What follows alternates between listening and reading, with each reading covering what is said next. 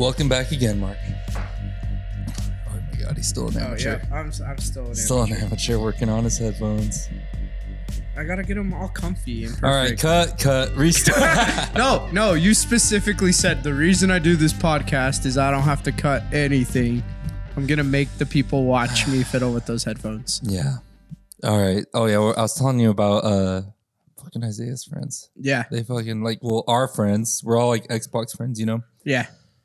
And I was like, dude, let's do a podcast. Come do a podcast. And they're all so like put offy about it. But all our era, like our age group of friends, they're all down. They want to do. I have people reach out to me wanting to jump on and stuff. Really? Yeah. But that age group and lower, like Aaliyah, she's super awkward. Like she does not want to be like talking. Really? My theory is that as the generations get younger, they get more used to talking digitally instead of in person. So then they're spending, they're like more socially awkward in reality, real talking. Yeah. Instead of, they're like, well, if I could do it via Snapchat, I'll do it. Yeah. They would do it on Snapchat? I'm sure they'd rather do it if they could just do it on Snapchat. Right. And not have to actually be talking to someone face to face. Definitely. I think you've got a really good point there, but I also think part of it has to do probably with our age a little bit. We've got a little bit more life experience. We've learned now that it's not about us. Nobody really gives a crap. This is for us and for fun. But when I think back to like 18, 17, I was so worried about what other people thought about me all the time that I probably wouldn't want to do this either. Just at that age. So I think there is definitely some truth to what you're saying. But I also do think part of it is a little bit life experience. Yeah, I don't think it. And for me, this isn't just like it's fun. Yeah. But the benefits of it are clippable, marketable material. Right. Super easy. So I can like talk about my documentary work, talk about who I am, and grow, awareness of who I am. One thing I really love, I was talking about with Isaiah the other day, is that, I made videos on like high school. Remember Buell Cops? I just watched it like 3 days ago. Yeah. Those are like such markers. It's like making media is such a artifact of a time period. Yeah. You know what I mean? So if you make something, you put it online, like 10 years go by and you look back at it and it's awesome. Like, excuse me, just drank a bunch of coffee. But you know what I mean? Like you get to look back and it's like a fun marker of, it's like people love scrapbooks and shit. People love, right. But there's just a certain level of media where people they don't want to be in the public image too much. They get all uncomfortable. Yeah. Some people don't give a fuck.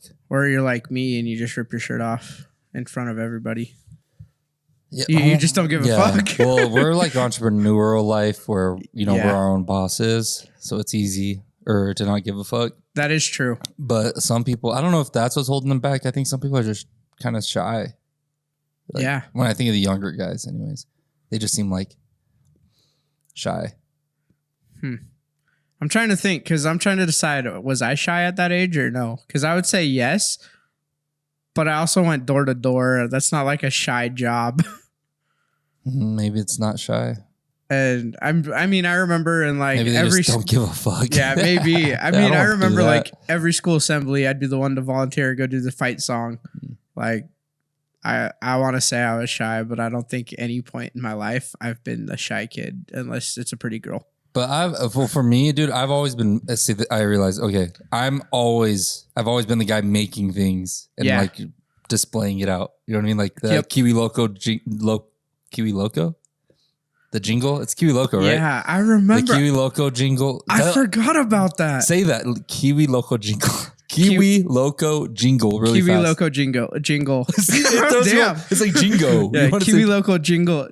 Kiwi Loco jingle. Yeah, the ol throws you off. Yeah. Yeah, dude. Kiwi Loco I did the jingle. Okay, sorry. I did the Kiwi Loco jingle. And then I did video. Did a the Buell Cops video, and I started making little videos after that. And I was making songs with like Gage and Camden, and Daniel didn't jump on that. Me, Cage, and Camden came together and started making songs. I put them out on YouTube. So I've just always been making, even when I was in the Marine Corps, I was like GoPro videos, making stuff. Yeah. Always making stuff. And even podcasts, like I always had that. Once I got that little handy recorder, you can record audio. I started like recording with friends. Like when we were all hanging out in my vans or something, I would like put it on and hit record and just, I have like a bunch of conversations documented that are in my Google Drive, but I don't post them. There's a lot that I'm never going to post. Yeah. Because there's just things on there. Right. I get that. Yeah. So if all my other friends, they didn't have any jobs that, you know, if they were all free like me, I would post it. But some people. Yeah. I get what you're saying. So. Yeah. Ravina and I were talking about, because I'm always such a little dick about, fucking freedom of speech. I'm always like that. Freedom of speech. Just say why should you be afraid? But freedom of speech does not mean freedom of consequence. I agree with that 100%. Yeah. So what you say has consequences, and if you go up to your boss and say, "Hey, fuck you, motherfucker! You're a fucking piece of shit, you mother," and I don't know how many more curse words I can fit in there, and then they fire you, you can't be like freedom of speech. What the hell? I could say whatever I want. Right? There's a limit. You can't say certain things and be associated. If people want to fire you over something, I mean, it's their right to do it. Yep. So have you ever had to fire somebody? No. Oh. Well, how is it for you, firing people? Depends on what they did. Sometimes it's my favorite thing in the world, and sometimes it just like rips my heart out. For me, it's like it's a shoot. Yeah. It's over. And if I think you suck, I'm not going to reach back out to you again. Right. I don't have to be like, see you tomorrow. Actually, never mind. You're fired. That's true, dude. Yeah. Sometimes it's hard sometimes to fire somebody, especially when you care about the person, but they're just like not doing what they need to be doing for work and you're paying for it and fronting the bill. But then sometimes it's like, okay, I'm the nicest guy out there. So if I'm at the point where I'm about to fire you, you've earned this. And those ones I have fun in. So tell me a firing story. Okay. How did you get the guts to do it? No, actually, what was your first firing? First time. That's a tough one. Oh, I remember what it was. There was this guy, weird dude. It was here in Twin when we had the Hyla store here. And one day this guy, so in Hyla, how that works, reps go out. They're supposed to generate 10 to 20 door cards every day.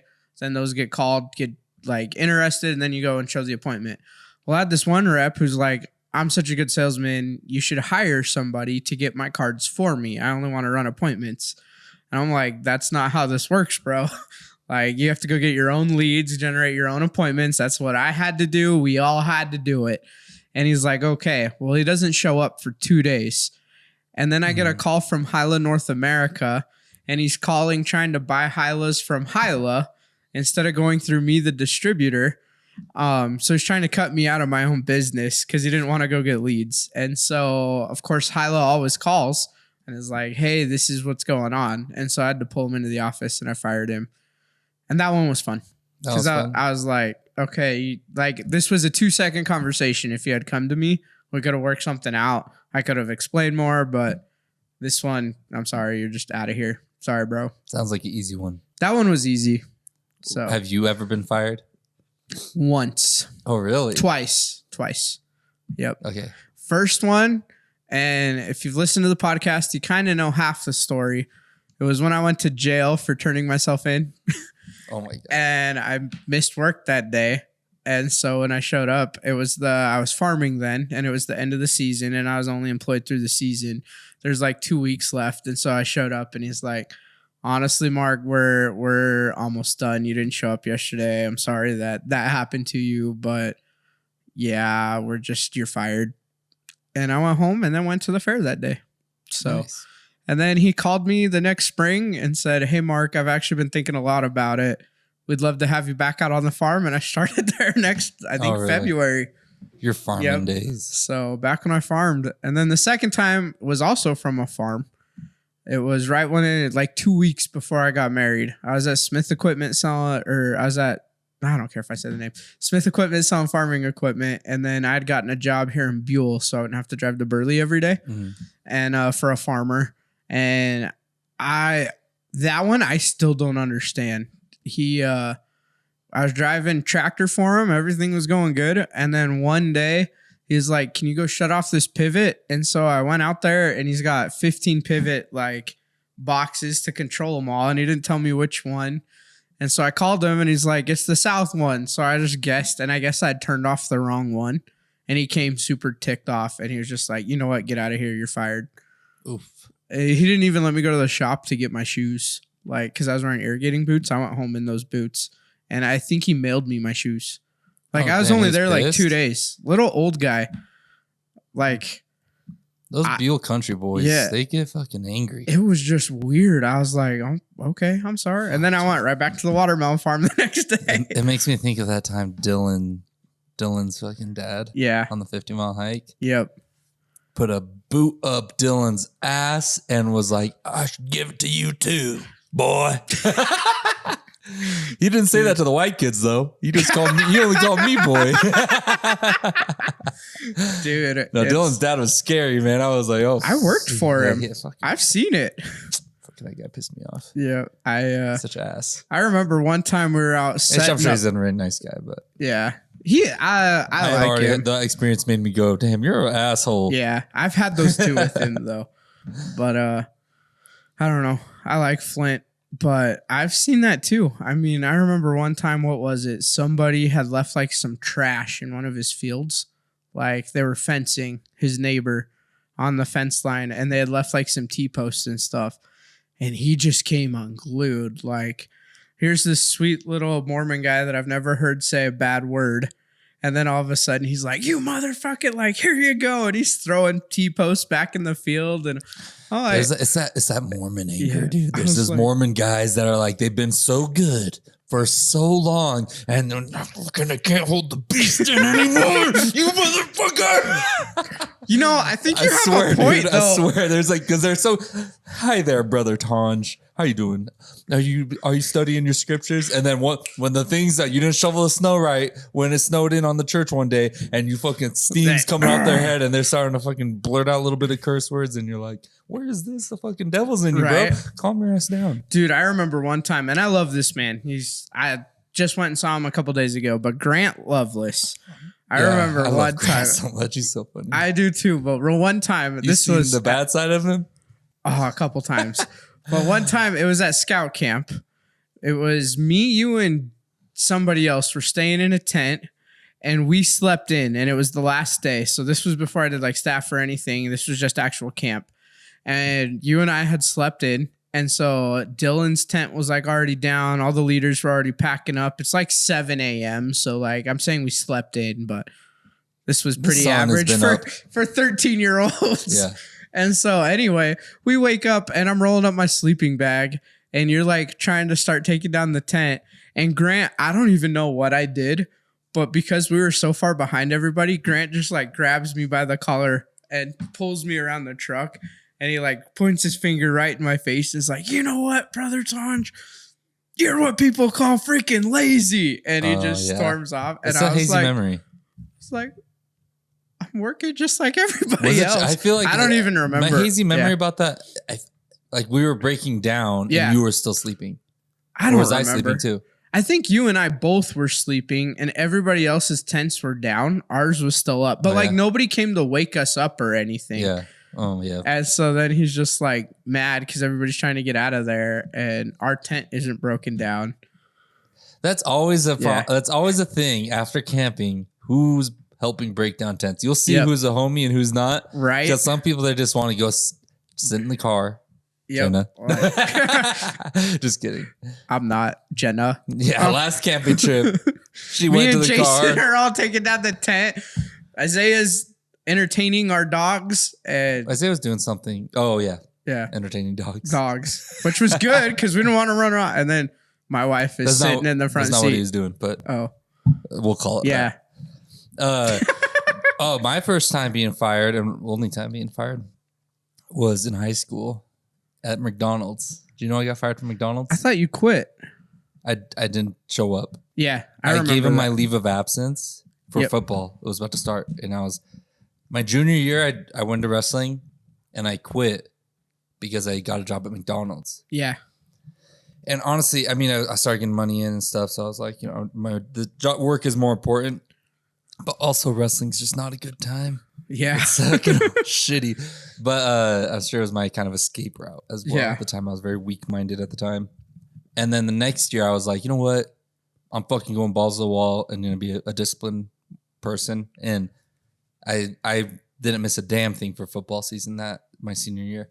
Went to every practice, every scrimmage, every fucking thing, film, everything. Never missed anything. Got fucking recognition for it at the end of the year. Because I was the only one. So I told them, my McDonald's manager, hey, football camp is gonna start, and I need to like do a leave of absence because I'm not gonna be available to work. Okay, fill out a paper. They gave me a paper. I filled it out, dates, everything. When my leave of absence starts, gave it to them. A month passes, and here comes football camp. I'm about to get ready to leave, and the new schedule comes out, and they booked me all of football camp. I'm scheduled the whole time. Oh, damn. And I told them, I put a paper in. I said I couldn't do this. And they told me, well, you better find someone to cover your shifts. That's what they told me. I remember. And I was like, you guys screwed up. I'm not coming in. Yeah. And I just went to football camp. Then I came back into McDonald's to come see like what's the deal. The manager was pissed off. He was so mad. He was like, I put you on a blacklist. You can never work at a McDonald's ever again. I'm on that blacklist too, bro. It's okay. It's like, from the same McDonald's. And now I'm thinking about going back and begging, like, please, but take me off that blacklist, bro. Just in case. No, I need to fucking work at McDonald's. Dude, I remember, I like, obviously I don't remember that. I wasn't there, but you came over to my house that night and you told me, you're like, they told me that I was blacklisted. I can never work for McDonald's again. And I was just crying. No, you were laughing about it. Yeah, no, that's the stupid shit. Because he was acting like it was such a big deal. Like, you'll never work in this industry again. Like he was like some fucking big film producer. Yeah. But you're a manager at our fucking tiny ass farm town McDonald's. Right? And like, calm your ass down. Dude, 1 in 3 adults has worked at McDonald's in their lifetime. Like, dude, there's tons of other people. I'm not that worried. I'm a teenager in high school. Yeah. Why are you trying to act like you're ruining my life? Right. You know what I mean? It's McDonald's. I'm not trying to finish school so I can go work at McDonald's. You know what I mean? Yeah. Dude, that McDonald's is crazy. So did I tell you about like when I quit, but I got blacklisted from the same one. Yeah. Wait, what? Did you work at McDonald's? For like 3 hours. Oh, what'd you do? I walked out halfway through the day. So I think I was 18, maybe 17. But anyway, it was the farming season had just ended and I didn't want to go to Don's for the winter. So I was looking for a winter job and like I had talked to them. They knew it was just for the winter. But my first day, I'm supposed to go in for training and I like walk in and they have me come in at 11, which I thought was weird because I'm like, I'm sure lunch would be starting around noon because I'd worked at Wendy's before this. Oh, yeah. And so I get there and they're like, okay, Mark, you're on griddle today. And I was like, oh, who's training me? And they were like, you didn't work all weekend? And I was like, no, this is my first day. I literally I'm just showing up. I haven't onboarded anything. And the manager was like, she said you worked all weekend. We thought you were coming train. There's nobody on the griddle today but you. And they started me right at lunch rush. Now it wasn't rocket science. I mean, especially McDonald's. You put the patty on, push the button, it's done. Yeah. But I went through that lunch rush and they were like slamming me. But like, when you don't even know that. Yeah, they're like, you got to keep more meat on. You got to keep more meat on. I'm like, okay, where do I even get the meat? Like, I had no idea. And after the fact that they left you on there, like, oh, I'm so busy. I'm here like doing the running. Yeah. I got to put it in the bag. Sorry, I can't. Yep. I can't go into the grill. There was one other person that he wasn't even a manager. He was the one making the sandwiches. He was helping me a little bit, but the manager, dude, she just stood up front the whole time. And then at the end, I was like, "It was a guy manager helping you?" No, it was a girl. Big girl. I don't even remember. I was part of the first generation. I helped open that McDonald's. Yeah, this was like 3 years later. But there's still people there that were there when I was there. Yeah. Dude, the fucking manager guy that was there. Oh my God, bro. Y'all about to get some dirt. He would tell the girls to like he's like, hey, I'm watching the cameras at night. So if you guys want to like flash the cameras. Dude, that's so illegal. He would say that shit to them, dude. And he would go to the back sometimes with like certain girl that worked there. They would go fuck in the parking lot in the back. Damn, dude. It's crazy. Oh, subordinate worker. That guy was so full of shit, dude. He's the biggest. Oh, fucking. I hated being around that guy. Really? Because he's just so fake, dude. So fake. He was trying to act like he was the biggest, baddest guy ever to exist all the time. He was like, when I was in school, he was like a drama kid in school, but Wilson wouldn't let him do sports, even though he was the strongest kid in school. He broke the school record. I already don't like this guy. Do you know what I'm talking about? No. I see his face. He broke the school record for power clean. He power cleaned like 360 pounds. And If you know anything about weightlifting, a normal fucking doesn't even look like a built dude. Just a normal ass guy working at fucking McDonald's being like, I power clean 360. It's like 360 power clean. Shut the fuck up. There's no way, dude. That's like the bench record of our school. And you're telling me you fucking flung it up and what the fuck bullshit, dude. But I think power clean, you just got to stand up. Yeah. And then drop it. I was the power clean machine for our class. Really? Power clean is what I would get up on the board for all the time.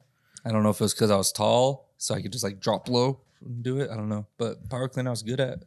And I think I only topped out at like, I want to say 75. 270, 260s. Because that was my thing. I'd be on the board for it. And that's probably why I talked about it with him. And he was probably trying to just trying to boost his ego by squishing on me going, well, my power clean is 100 pounds more than yours. Right?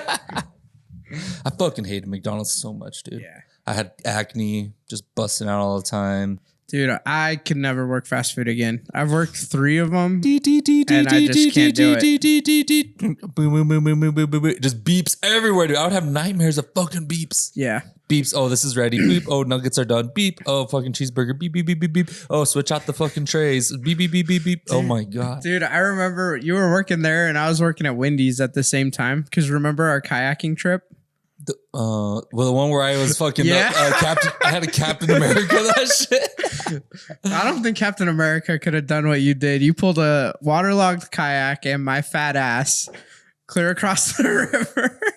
I had bruises on my wrist. So me and Mark go kayaking one day. This is while we were both working fast food. Yeah, so we were just 18. That now I know how old we were. I think you were 17. I was 18 because I was working at Wendy's right when I turned 18. But we went kayaking, and it was the year that the river was super high. So like half Centennial Park was underwater, and Pillar Falls wasn't a waterfall. It looked like a rapid. So I got the genius idea to try to whitewater it in a kayak, and I convinced you to come with me. So you and I put in, and we kayak all the way up to the falls, and then you're like, shouldn't we pull out and go carry it around? And I'm like, dude, I'm fat. I'm not going to carry this kayak. We're strong enough. We'll kayak up the falls. And that was the stupidest idea I've ever had in my life. Because we didn't even get to the falls. We got close, swamped. One of us lost our shoes. I think I lost. Oh, it was both of ours, right? Yeah. We were both we were in a tandem. Yeah, so tandem. Yep, but I lost my wallet. I think you lost your shoes or something. We lost a shirt. And we were just floating. Yeah, but then we got stuck in the current, and it was a rented kayak, so we couldn't swim to ditch it. And we were just stuck floating. We floated like a mile, and we kept... and the kayak was like 6 inches underwater. Yeah. It was just sitting underwater. We were just sitting on it, floating, and then we tried to swim and pull it, and we just couldn't get it. And then finally this guy on this jet ski pulls up, and he's like...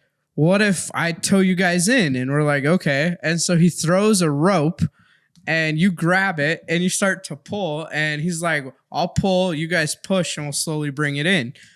Well, you kind of pulled. I just kind of grabbed onto the back. I was like, free ride, motherfucker. Which is exactly what I did. But when you grabbed the rope, he pulled. It like gave you a rope burn really bad. And so you my let dumb go. ass should have just tried to tie it to the kayak.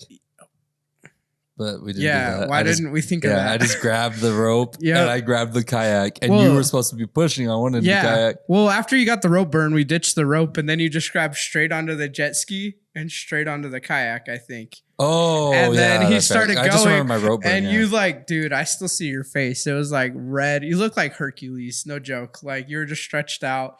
Like your arms were about to rip off. Yeah. And then you got Fat Mark on the back of I should go this way. Fat Mark on the back of the kayak just riding. And Jason's holding as we're being held or pulled in by a jet ski. Yeah, I just do that. That's the beginning of my fucked up mentality of just never quitting. I was like, because I remember the suffering of that. I was like, I just refused to let go. I refused to let go. I was like, I'm not going to let go of this fucking kayak. I think I even let go before we got in and I had to swim the rest of the way in. Not even because you were in pain. No, I think I just like, it was a lot and I just like got ripped off and yet here you are pulling me and the kayak and you held it. Yeah, that's straight. It was just straight like the fucking movie, the Captain America where he grabs the helicopter and grabs the building. It was literally that scene. I'm holding both. I just saw something. I didn't know, but when he did that scene, the helicopter was supposed to move in and it went out and it actually really hurt his shoulder. Oh, really? They had to stop filming for a couple days. What a bitch, dude. What a bitch. I would have pulled that helicopter Right. in. Dude, I've been training for this. Yeah. You know the funniest part of the kayak story? What? When we were almost back, remember we swamped it again and got stuck again in the current? We got it unswamped.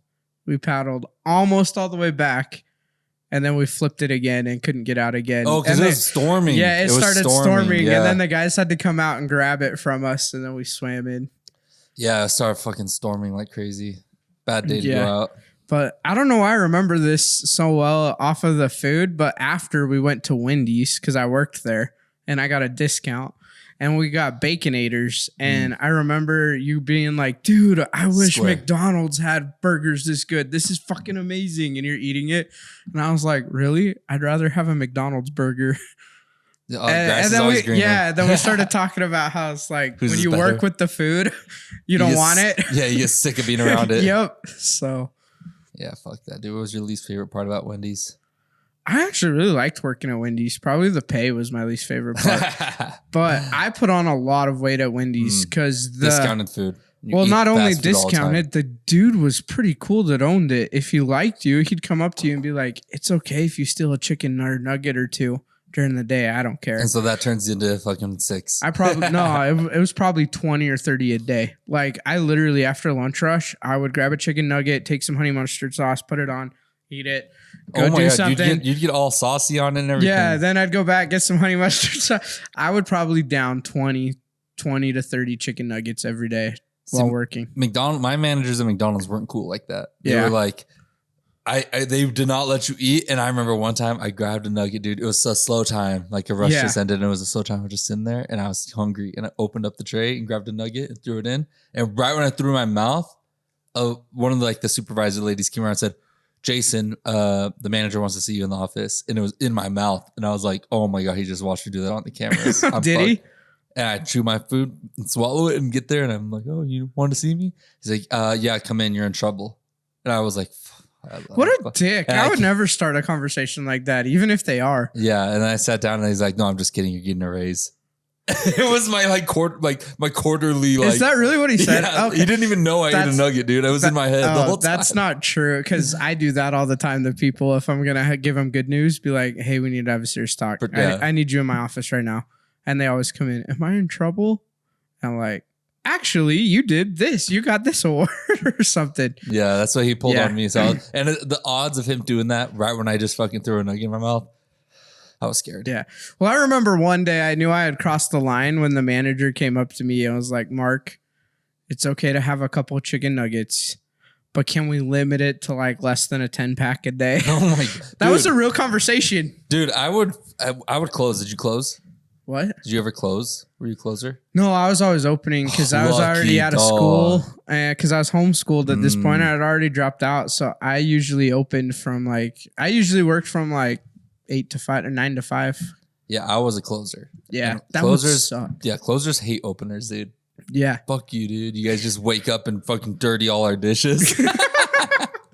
We're going home at 2 a.m. Yeah, and I'm home already enjoying life. Yeah, you guys are home whatever enjoying mess watching there fireworks. was, that's not my problem. They can deal with it. Yup, people don't give a fuck. You closers got to clean everything. You know how much your attitude changes on that though when you go and you own the business versus when you're the employee, because then it's like, damn, every time I have to clean everything. So I want everyone to clean.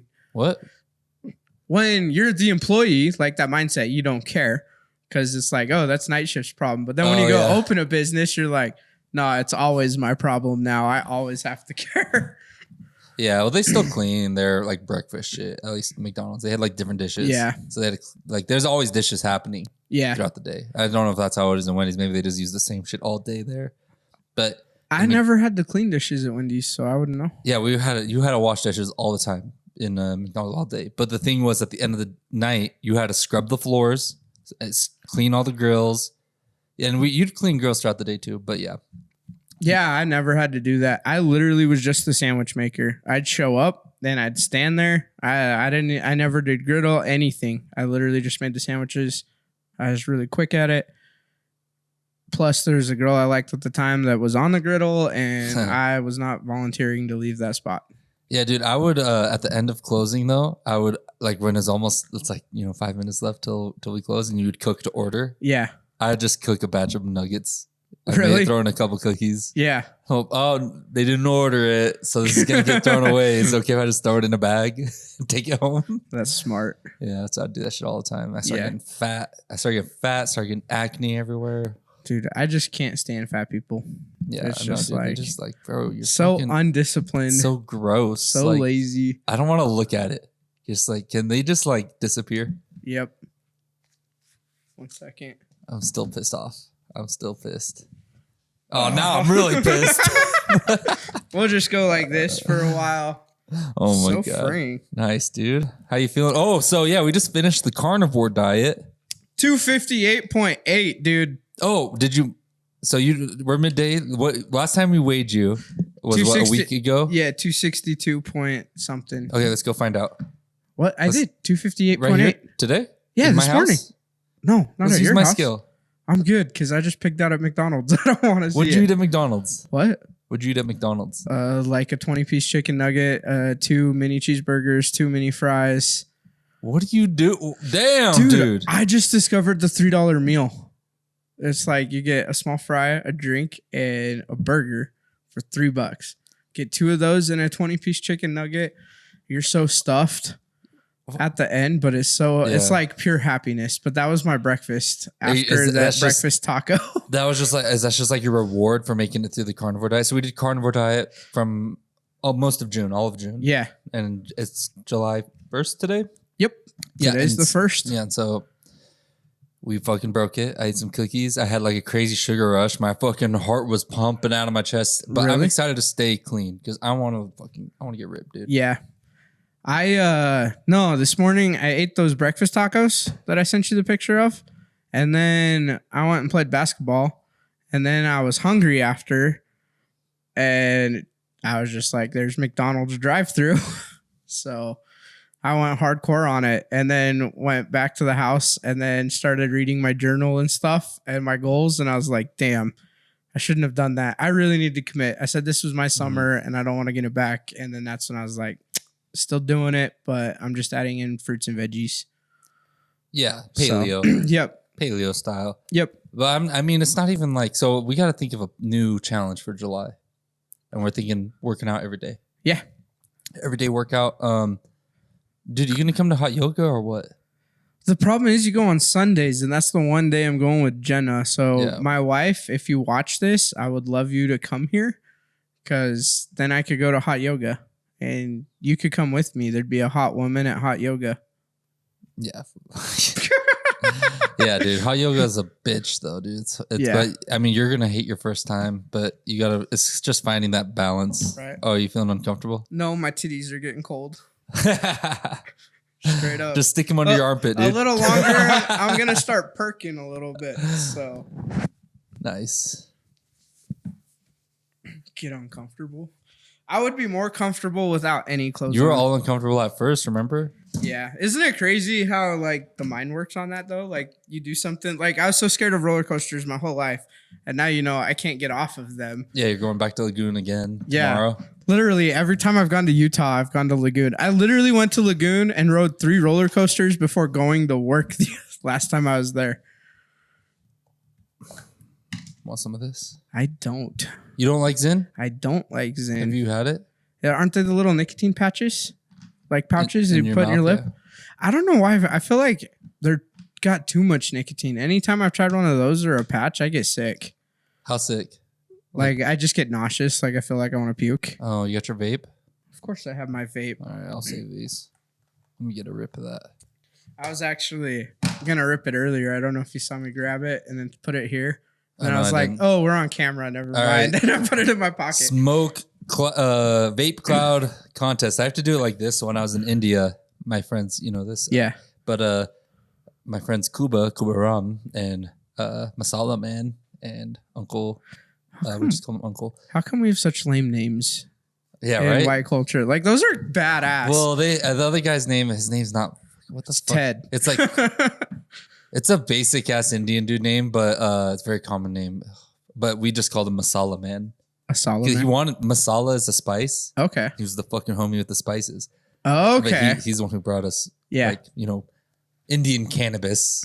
We were just smoking and enjoying. Dude, everyone was so scared for me when I was over there because I started hanging out with these sketchy guys. Well, I started hanging out with men. I'm a man. I'm hanging out with men naturally. We're drinking, smoking, straight Indian sea coasting. And so we called him the masala man because he hooked us up with the spices. And they taught me how to smoke like this so you don't pass the fucking nasty lip juice amongst each other and or COVID. Yeah, pre-COVID. Yeah. So you stick it into your hand like this, and it almost like makes a little modified pipe. I don't know why I just did that, but when you just breathed in, I just like took a invisible hit with you. Did you feel it? No. That was my telepathic. You were just like, gonna say telepathic. And then all of a sudden I looked and I'm like, at the same time, I have no idea why. All right, biggest cloud contest. Ready? Jason first.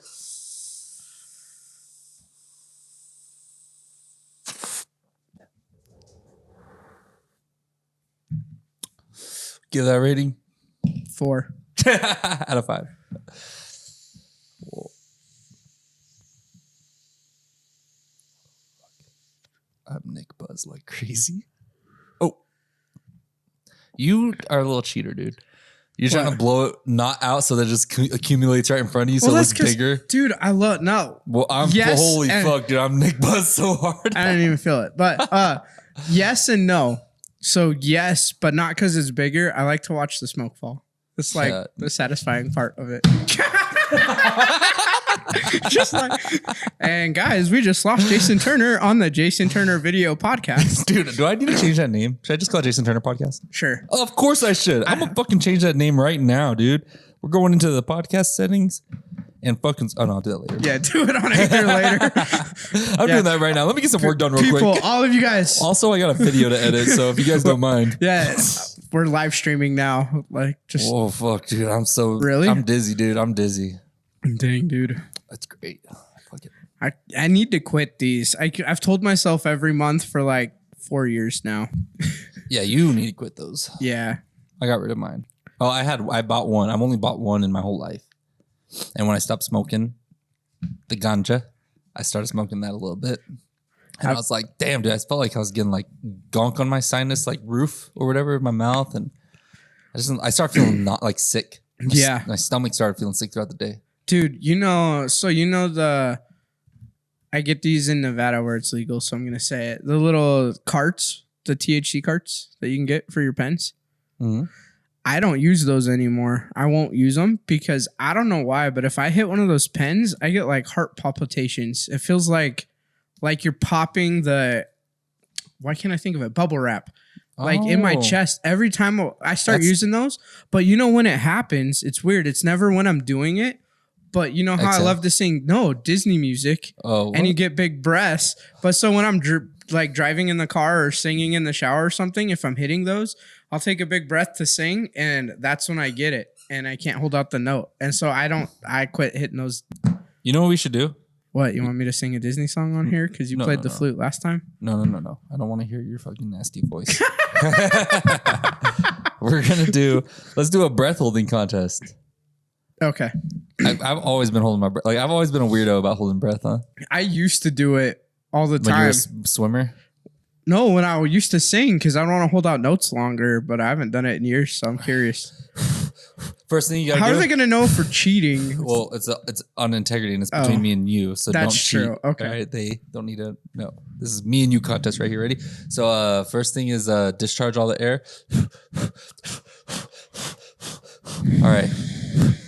Okay. You ready? 3, 2. Wait, I'm gonna do it with my fingers so I can breathe in. Ready? Oh, you're not. You've been ready. All right.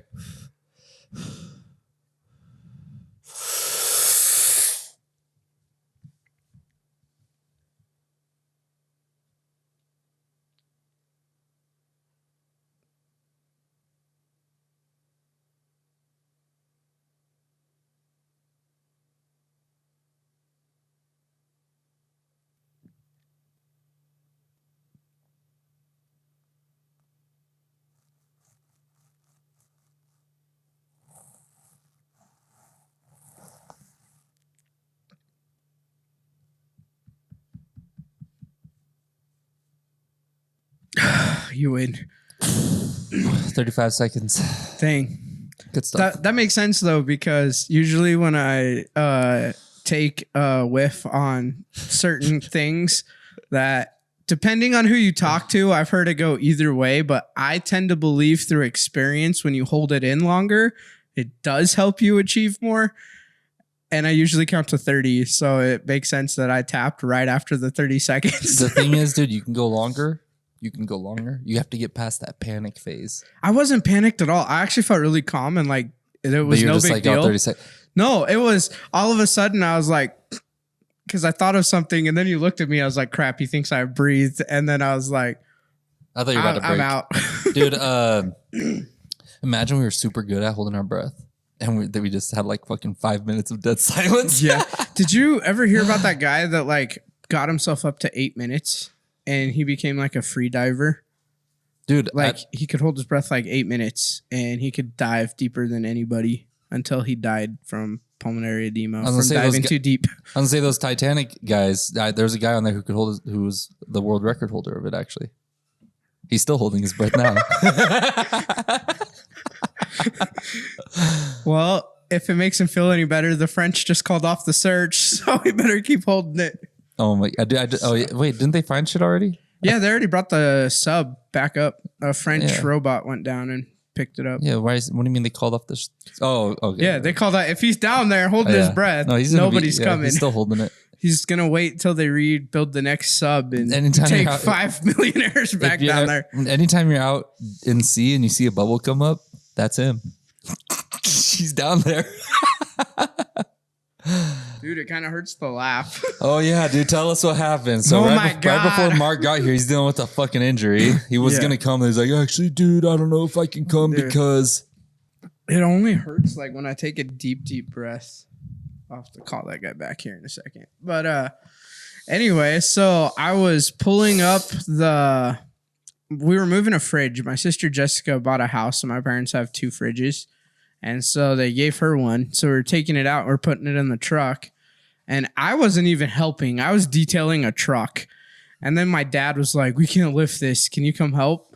And so I was like, hey, how are we doing this? You want to send Eli up in the bed of the truck and me and you lift? Or do you want to get in the bed of the truck? Because Eli and I are stronger and we'll lift on the bottom. And he's like, and he had a really good point on this. He's like, actually, we kind of want you in the truck because if you pull back, you're fat. You've got more weight to pull it up. And I was like, makes sense. So I hopped into the bed of the truck. We get it up about halfway. And my sister Jessica was watching and kind of guiding everybody. And she starts yelling, stop. And the reason why is the dolly wheel was stuck on the tailgate. But we didn't know that. And so Jessica said stop. So I stopped pulling because that's what you do when they say stop. But my dad and Eli didn't stop. So I stopped. And then all of a sudden there was about 2 seconds later, a giant lift and the whole fridge came and just fell right on me, knocked me into the back of the truck, landed right on my titties. It's a little sore right there and on my collarbone, but a collarbone, not born. Yeah. Well, anyway, collarbone. So yeah, it didn't even really hurt when it happened because like they didn't even realize I was under it. They were all like, good job. And Jessica, my sister's all like, they all ran to strap it down. He's under it. He's under it. My dad had closed the tailgate. And that's pretty much how it is. And then I just was like, oh, and I just pushed it up and I stood up, got it where it was. And he threw it off the truck. And then my dad was like, I wish. But then my dad was like, wait, are you okay? Were you under there? I was like, yeah, you fuckers dropped it on me. And then he's like, are you good? And I was like, yeah, I just can't get a breath for a little bit. And then I got down. And then it was about 10 minutes later when all of a sudden it started hurting. And that's when I was like, I got to call people because I need sympathy. Yeah. And my wife is at work right now. So I called you. I knew your ass was looking for some sympathy. But I'm not the guy to call. I know. That's partly why I call you. Because I'm like 100%. And then here my mom and grandma are like, you got to go to the ER right now. Are you okay? Are you okay? And then I call you and you're like, dude, I wrestled with cracked ribs. Don't be a bitch. And I was like, Jason's right. You're like, I don't know if I can do the podcast. Dude, that was like right when it started hurting is when I FaceTimed you. So I like just walked down. I sat down and I was like, oh, I'm in a little bit of pain. Then like 2 minutes later, I was like, fuck me. And then I was like, I can't call Jenna. So. He was literally trying to. He didn't want to come do the podcast because it hurt too much. I can't like, breathe. I can't breathe. Look at we just did a breath holding contest. An hour later, and it hardly hurts. Imagine you went to ER. I do think something is a little tweaked right here on my collarbone though, because I got one spot where like I can follow it and it's all fine until like right there, and then it's all fine again. But I think that's just a bruise. I mean, it could be bruised up. I feel like it would have hurt a lot more when I pushed on it, and it hurts, but not bad. And I feel like you're not used to being damaged. I feel like I'm actually used to being damaged. I feel like I do a lot of stupid stuff that leads to me being hurt. Like watermelon to the noggin. I'm the only guy I know that's been knocked out more than once with watermelon. That's what, years ago? How long ago was that? Yeah. I'm talking about, dude, I got fucking Dan Kona fucking fought with the Matt Hughes guy. Yeah, that's punching true. me in the fucking head last week. You know what I mean? Yeah, dude. Like I'm doing martial arts all the time where people are just beating the shit out of you. You're like kind of more timid about martial arts. I'm timid about fighting. Yeah, like, so you don't take damage ever. Like you don't you're not used to taking damage. My ass, dude, when I was at 10th Planet, I was fucking like I had like back and rib problems. I was like, what the fuck, dude? My shit hurts. Just like, dude, it hurt to breathe. I take too deep of a breath. I'm like, oh, dude, it doesn't feel right. Like things connecting in my back and up in my ribs. And I'd bring it up to guys at the gym. My jujitsu friends would be like, dude, could you like massage my back? Like something feels fucked up. And they're like, yeah, it's just sore ribs. It's just your ribs are sore because they're being fucked around and twisted and mangled and shit. And I was like, okay. And I just dropped it. Never brought it up again. But I feel like there's a kind of a mentality, especially for fighters, where it's like, welcome to fucking, this is what it's like. Your body hurts. Right? You got hit in the face. Of course it hurt. People are punching you straight in the chest, dude. Like I got fucking body bruises right now all over me. And yeah. And I'm just like, damn, dude. So you kind of get used to just being, bruised up. Yep. But I mean, you don't normally engage in those kind of activities. So when you get bruised up, you have to call people and be like, guys, I need sympathy right now. Like, I'm hurt. And then I was fine. Like, I mean, it hurt the whole drive over it. Honestly, it's kind of funny. Sometimes I think we make things hurt more than they are by thinking about them too much. Well, it's like a kid, when kids are like, they get hurt and then they are like not going to react until someone's like, oh my God. And they're like, they were going to be fine. But then you started giving them attention. And then they're like, wait, I am hurt. Logan. When we carried his ass up the hill at Dustin's house. I'm going to hit that. Let me hit it again. Let me fucking, all right, I'm going to get real Nick Buzz right here. And we could lose Jason right now, ladies and gentlemen.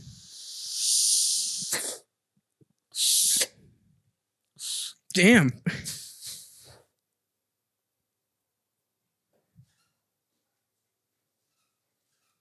Just how slow you can do it. There you go. Yeah, that was a good one. I don't normally consume, but nicotine supposed to be good for you, aside from the addictive properties. Nice. Yeah. Oh, let's fucking crack this window.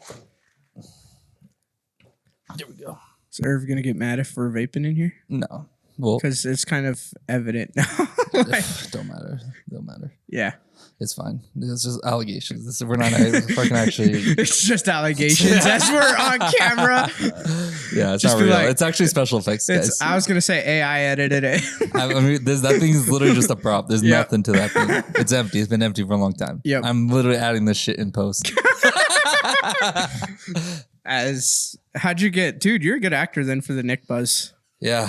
When I hit my face straight on the table, dude, it looked real, right? And your face went a little red, and I'm getting sweaty. So it's hot, such a good actor, dude. It is bad this summer, dude. So tell me, Q3 auto detailing. Yeah. What's your favorite part about it? Right now, polishing paint, except for that black truck that I've been working on. I'm about to torch that thing. How long have you been working on that one? 3 days. Should have been a day. Damn. But the issue is, it's because I think he's got a 12-inch lift on it. I think the truck is 8.5 feet tall. That thing is big. It was huge. And the funny thing is, the guy's as short as me that owns it. It's always short guys or little dick guys. I mean, he's skinny, right? He's skinnier than I am. He didn't hurt his back climbing into it, but it's so big it won't fit in the shop. And when you're polishing paint, you want the panel to stay cool, or the compound won't apply properly. It melts on there, and then it looks like that absolute shit.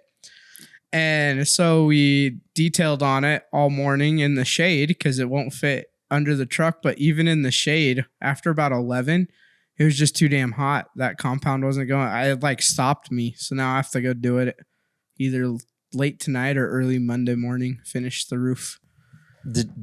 When I was in Camp Pendleton, I had this lieutenant colonel. He was like the most badass. Have you seen Breaking Bad? Yes. You know Mike? Yeah. He's like the hard old man. Yeah. He's like a fucking assassin. He looked kind of like Mike. Super stern, tough old man, saggy neck skin, old as fuck. But when we went to the beach once, he took his shirt off, dude. Completely jacked. Fucking jacked, like pecs and shit. Really? And he was a scary dude. And he drove a Mini Cooper.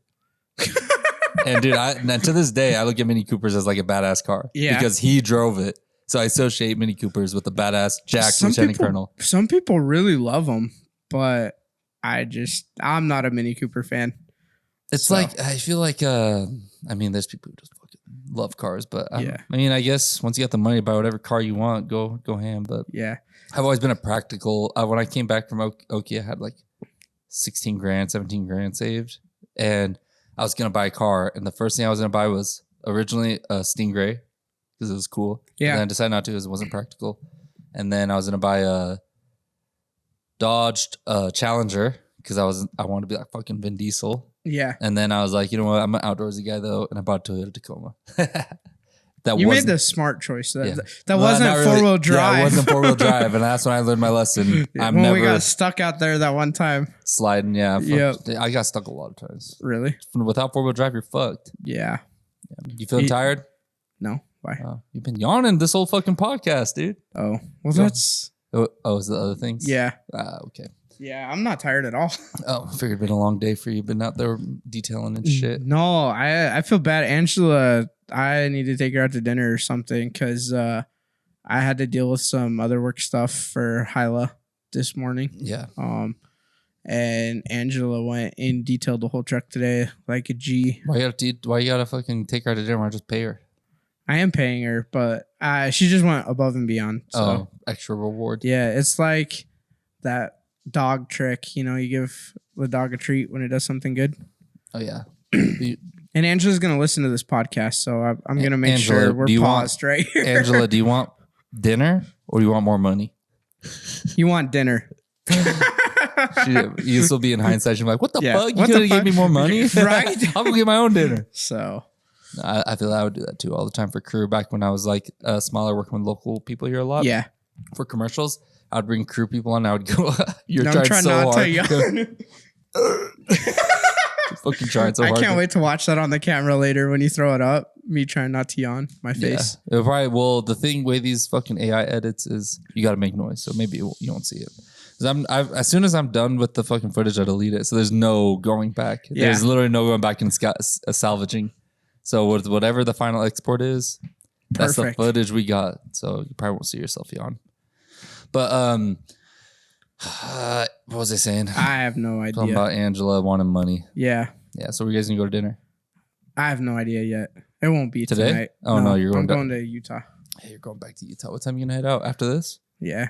Straight after this, you're gonna go straight to Utah? No, I'll go home. I drove my mom's car here, so I gotta go switch cars and pack up.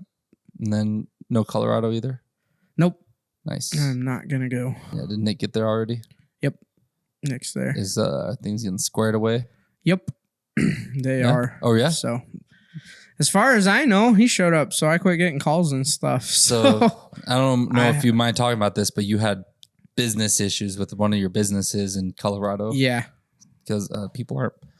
It might be a leadership issue, is what it sounds like to me. That's 1,000% what it is. People have to be led.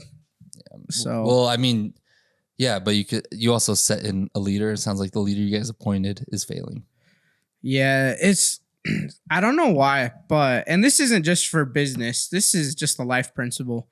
But I find a lot of the times when we start struggling, myself included, is when we overcomplicate our process and we quit the basics. So like we've been phone closing. You've heard me phone close before. Mm-hmm. There's certain ways we do it. Well, right now we've got somebody that's not closing at all. He's just like, instead of closing through the rep, he's just like, put me on speakerphone. And the issue with that is there's no relationship with the customer built, so it's easier to say no, if that makes sense. If I'm like showing a Hyla, I go in, I do my demo, and then I call, but I'm still the one to communicate. I still have the relationship with that customer. But when you see a demo, it's like an infomercial all of a sudden, and then you got some random person you've never seen, never talked to on the phone. You destroy all that personal connection. And there's only two reasons people don't buy something: trust and value. And guess what we're shattering right there? Trust. We trust. That's the whole reason we do in-home presentations instead of throw these up in Walmart. And so it's just not working, and it's because we're getting away from the basics. And so Nick and I Nick's going down there. He's already down there, making sure we're getting back to basics. Dude, can we do a little experiment? Yeah. Just so people can see your sales skills. Sure. All right. Choose something to sell to me right now. And I'm just gonna be I'm just gonna be a customer. Okay. I'll be natural. Let me ask you a couple I'll let you know when I feel like, honestly, I'll probably buy that now. Okay. Let me ask you a couple quick questions. Do you want me to sell you just like we're sitting here? You want me to do like a door pitch, a phone call, or do you want me to just create a pitch? Grab those cookies, dude. Grab those cookies right there. Let's do those cookies. Dude, I can't. I'm going to say all the benefits to them, and then I'm going to want one. That's like the last thing I want to sell. No, not cookies. How about this mahogany teak wood candle? This mahogany, okay. Teak wood candle on the table. All right. It's already mine, but let's see. Right. Thank you, Aaliyah. She bought that for me. Okay, I got to smell it first. It smells delicious. This one's Isaiah's. We both got one. But yeah, first rule of sales, don't sell something you don't believe in. So if this was a nasty smell, I'd tell Jason to pick something else, but I like that smell. Okay. Cool. Right now, I'm not in the market for a candle at all, but then I run into you. Yeah, definitely. So you say you're not in the market. Why do you say that? I don't like to just spend money on things if I'm not thinking about it. I've been living my life without one. I don't think I need one. Right. I totally agree. I'm actually the same way. We work hard for our money, right? I mean, kind of. Kind of. Do you not think you work hard for your money? Work hard. For me, I mean, I'm a documentary filmmaker, so sometimes my work doesn't feel like work. It feels like privilege and play. 100%. Dude, that's why I love what I do, selling these things. But let me ask you, obviously that's not physically hard, but it's mentally taxing at times, right? Mm-hmm. So you do work hard for your money? Yeah, of course. Definitely. So let me ask you a pretty basic question. What would you do if the power went out here right now? Go check the breaker, I guess. I don't know. And then if that didn't work, I guess I'd call my power company and be like, you guys, what the hell's going on with my electricity? I paid you. Right. So let me ask you this. So say there was a fire or something, takes out the electricity for the city for a couple days. Okay. So you have no access to power. And you're sitting here. You've now burned through your batteries. Well, I mean, I have a bunch of batteries in there. Yeah. So I don't know how long. I probably won't. And this is probably a very unlikely scenario. So I'm fine. Definitely. The power's never gone out since I've lived here, and I'm gonna put a lot of chips on that it's gonna stay on. Yeah. But let me ask you a pretty basic question here. Do you think it's better to be proactive or reactive? Because when do you think people reach out to me to buy candles? It's when they need one for light when the power's out, right? I make a killing on that. Well, your candle seems more like a scented thing, not like a light illuminating. Yeah. I think I'd be better off just buying like a lantern or even one of those flashlights that you shake and it repowers. Why would I rely on a thing that's going to last an hour or two and I'm done? Do you really want to have something that makes it look like you're jacking off all the time? Well, I could just put it on my dog and play and shake it. But I mean, it'll last longer. So if I'm looking for light, I don't think a candle's the best way. Yeah, no, you're 100% right. That's only one benefit. Now, let me ask you, do you ever buy something because you just want it to do one thing? Okay. I mean, this microphone. Yeah. Let me ask you the microphone thing in a different way. Okay. Well, I'm really busy, dude. I'm not interested in your candle. Yeah. So I think I'm good. Okay. Well, let me ask you one last question. Okay. What is it? Well, if you were to get a candle, what would be a reason why you'd get it? If I was to get a candle, probably because my house smelled like shit. Okay. And I needed it to smell better. Okay, how often does your house smell like shit? I mean, you have a dog. I've been around him. Obviously, as guys, we love Mexican food sometimes.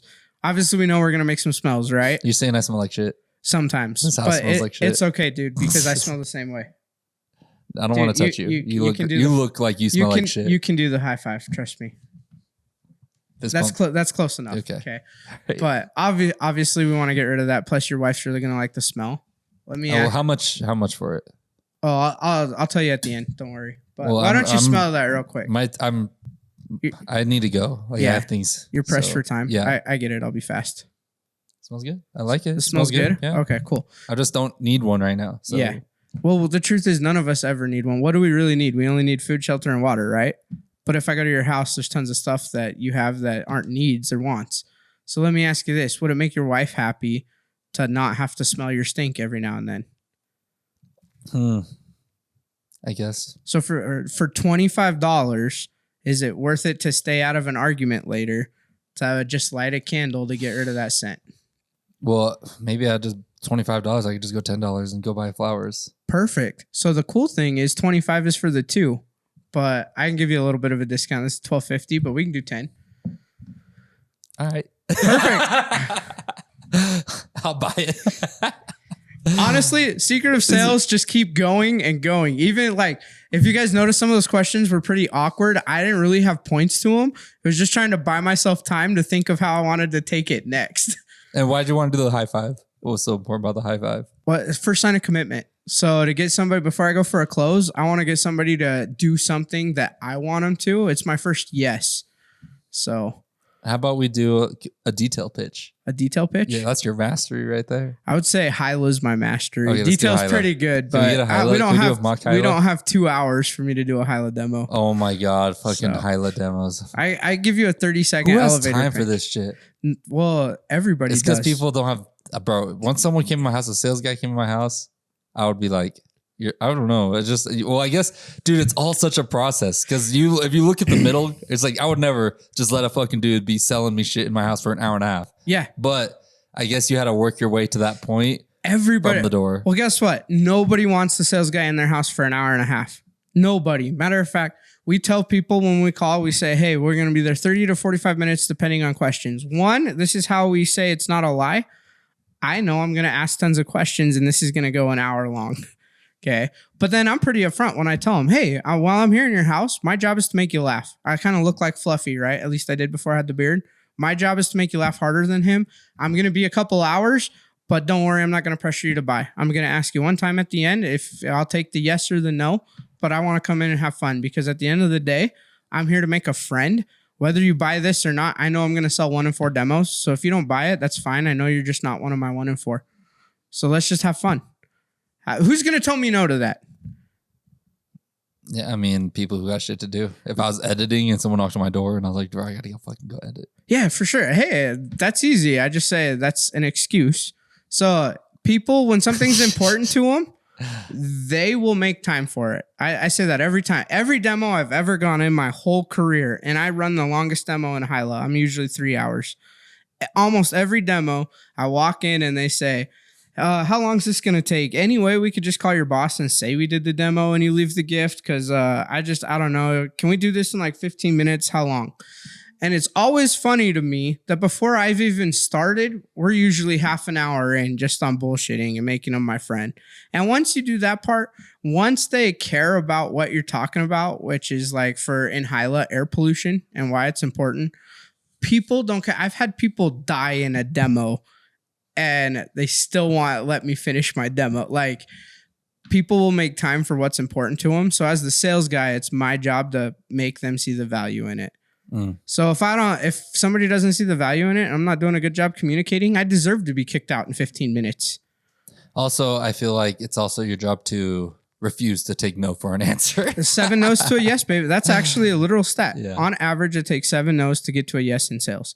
So that's why I can tell a professional salesperson versus somebody that just says I sell stuff is when I hear people quit on 1, 2, or 3, I'm like, they're a noob. They're just a noob because I have 15 closes teed up ready to go every time. Because if it's going to take 7 no's, why would I only come in prepared with 2 or 3 different closes? I need 15, 30, 100. And people are different. So... yeah, the hunger. Yeah. Me and you are so different. I know. I'm the artist where it's like, I mean, I just had posted this fucking reel from a previous podcast about I don't even like to do ads because I don't want to like try to I don't want to brainwash. I'm not trying to like persuade. I don't like to persuade people to come take my shit. I'd rather, if you like my shit, Bosco, come out. Come here. They're fucking the table up. Out, move. I'd rather them come look at my shit because they want it. Oh, I'm moving fucking shit. Yeah. Because they want it, you know? Let me check this camera real quick. Watch out. Hey, I saw the camera move. Hey, out, move, go. No more. Good old dogs. We love them. Yeah, I wonder how much don't let them go onto the table near you anymore. Okay. They keep bumping like tripods. Yeah. I always wonder because sometimes I'll be like, you're driving, Bosco, dude, he's such a little bitch. When we start getting wants to go to the park, he like, you know how he yells out the window, yeah, like, he wants to fucking play so bad. Sometimes it'll just go too crazy, and I'm just like, stop, hey, sit down. And I'm like, is that want to be with kids? Probably. No, it won't be because at least maybe if they act like dogs, I guess I'll treat them like dogs. Treat them like a dog. But dogs can't understand. You know what I mean? I can't be like, hey, sit down. We're going to the park now. Yeah. You know, he doesn't understand. You fucking you lost at your job already instantly. Oh, shit. I already forgot. So whatever, they're fine now. Yeah. They just start getting a little wily. But yeah, and then just like, you know, the way I'm like, out, you guys are done. Right. Like that's when I'll be talking to my fucking kids probably. Yeah, probably. But I think that's just part of being, I don't know, the person in charge. If people are doing stuff, you gotta. Yeah, but I mean, I think I have I have to use my tone a lot more with an animal. Yeah. Because like my dog, he understands my tone. So if I'm like, hey, he's like, oh, things are good. If I'm like, hey, it's like, oh shit, things are bad. Dude, Nala and I are the same way. If I'm like, hey, Nala, come here, girl. She's like coming. But if I'm like, Nala, she knows she knows she fucked up and she hides.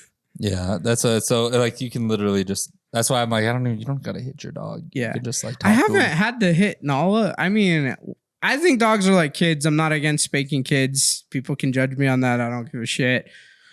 I don't mind I'm against beating dogs, but I don't think it's bad to sometimes show who's in charge, unless it's Bosco, because I'm terrified as fuck from him. Like, I'd never touch your dog, but honestly, once you do it 2 or 3 times, just a good little swat, they usually listen no matter what. I mean, it's been years since, as soon as I go into a deeper tone with Nala, whatever behavior's wrong is like fixed in 2 seconds. You know what works really great? Bosco used to have like crazy energy. He would want to like play when we're winding down. Yeah. And he wouldn't listen. Hey, stop, calm down. He's just running around. Hey, stop, no more, calm down.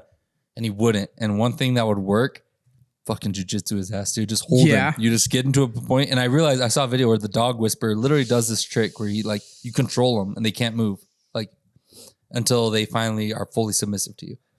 But I would get like back control on Bosco and I would just like hold him. I'd grab his legs with my legs and hold his arm with one of my arms and just like kind of grab him by the top of the snout. Yeah. And just hold him. And he would be like wriggling at first. I was like, no more. Dude, you've always done that. You're just going to, yeah, dude, I've done that to humans. You've done that to me. Yeah, I just hold people. I did that shit to people in the Marine Corps too, You were always bigger than a lot of people.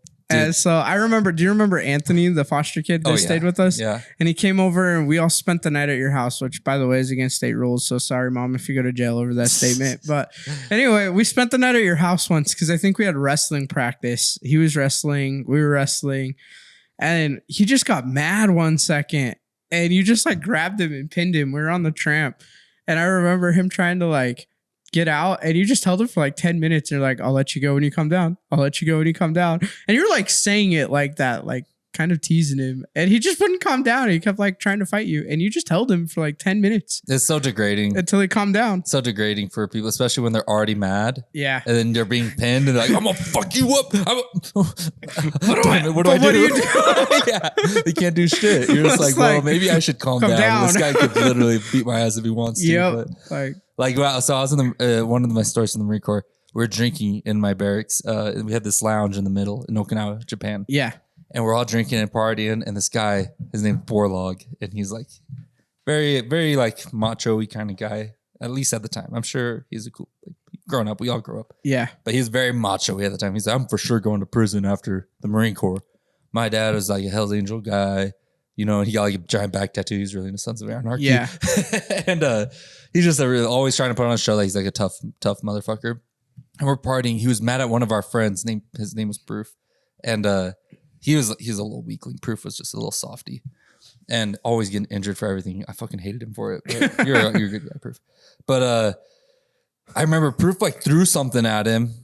And Borlaug was like, fuck you, you'll fucking do it again. Do it again, I'll fucking kick your ass. He was all pissed. And he started walking out of that lobby, like the party lobby where we're all playing pong and shit. And I grabbed it. I was sitting on the chair next to Proof. I reached over and grabbed it. And I threw it at his back as he was walking out the door and it hit him in the back.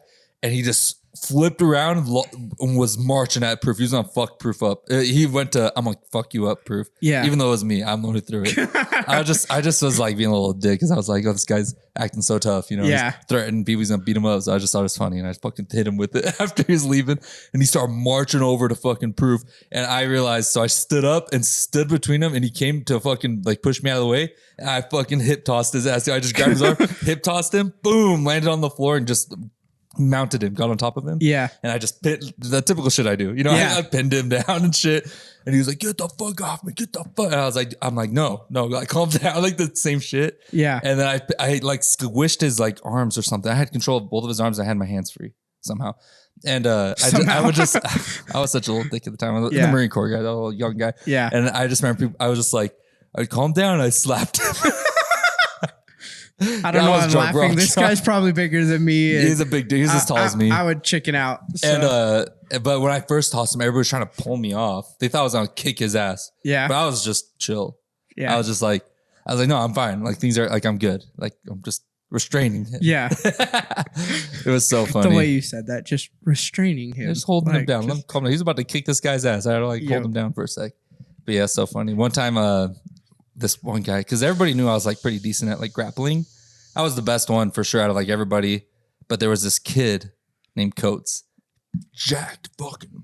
He was jacked. Like super lean, giant fucking six pack, huge pecs, like just straight ripped, huge and like muscular. And we had a wrestling mat in our workplace in the back. And we'd go fuck around and do like martial arts back there. And he was a big time like state wrestler in Michigan. And he was probably like 10, 20 pounds smaller than me, probably like 3 or 4 inches shorter, maybe 3 inches. But he still looked scary. He's just jacked and huge and big time wrestler guy. Yeah. And everyone's like, wow, you and Jason should wrestle. You and Jason should wrestle. And I was like, kind of like, I don't want to because this guy will probably beat me. Yeah. But I wasn't going to act like that. I wasn't going to be like, oh no, I'm not going to do it. I'm scared. So because I was a little hard ass and I was like, okay, whatever. He's like, yeah, come on, Turner, let's go wrestle. And we're like, let's go grapple. And we went to the mat and we started going. I front snapped him. I snapped him down and got him to a front headlock. And I started choking him and laying him out. And he was choking hard. I took the air out of him because I had his arm pinned with the front headlock and my forearm. I did this to a guy in a tournament once too. And he was same thing.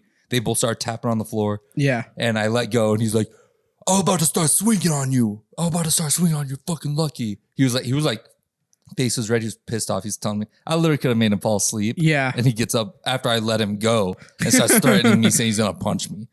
Fucking. Yeah. But, then we grappled again. He's like, oh, let's go again. Come on, let's go again. And he got a takedown on me and I just kind of let him roll because I could tell he was so fucking angry. Yeah. I was just like, whatever, dude. We just kind of like did a little grapple. And I was like, yeah, dude. I'm like, sure, you got it. Like you did. You got better. It. You got the takedown. Yeah, like you're better. But this one happened again with my fucking corporal came back from Afghanistan and just got back. It was my first time meeting him. And he was a brown belt in Marine Corps martial arts. And he got it while he was in Afghan. Salt dog. He was just acting all like, you know, he's the shit. We're all like new guys, just got to Oki. Yeah. And he wanted to grapple with me. And we started grappling. He was smaller guy than me, like skinny build guy. And I'm a more thicker guy. Yeah. And I was just manhandling him. I did whatever I want. I literally mounted him like I do. And I could do whatever I wanted. And I just kind of stopped because I didn't want to like make him tap because he was like my corporal. Yeah. I didn't want to like be on his bad side fucking him up. So I kind of just like got control, but I didn't like try to fucking like Kimura his ass or something, you know what I mean? Yeah. And so I finally let him up and he was just like, he's like, you never had me. I didn't tap. I never tapped. Like that was the words he always held on to. It was like, I never tapped. And I was like, bro, I wasn't trying to make you tap. I had control of the situation the whole time. I was in full control over you. But yeah, people in their I've had so many stories where people get so mad. Right. They get so mad because you control them. Like it's just wrestling, dude. If you can get control over them, people's egos get broken so easily. It's sad. It's usually the people who don't know what they're doing. Because if someone who has trained, I feel like they probably appreciate it. Like, damn, dude, you fucking hit that on me. Good shit. But then the people who they're just kind of like egoing, you know? Yep. And they get all hurt. I think that's the difference between a professional and an amateur in a lot of ways. Like, if there's a mess up on a car right now, like I go in, I own it, I fix it, but it's not the end of the world. It's like, okay, hey, sorry we missed this spot. Let's go fix it. I can make you happy. But then I know people who, and I'm just using detailing as an example, they mess something up and it's like that. My mom, and I know you're going to watch this too. Good life lesson for your mom. But like something goes wrong and it's like my day's shot now. The whole world's gone.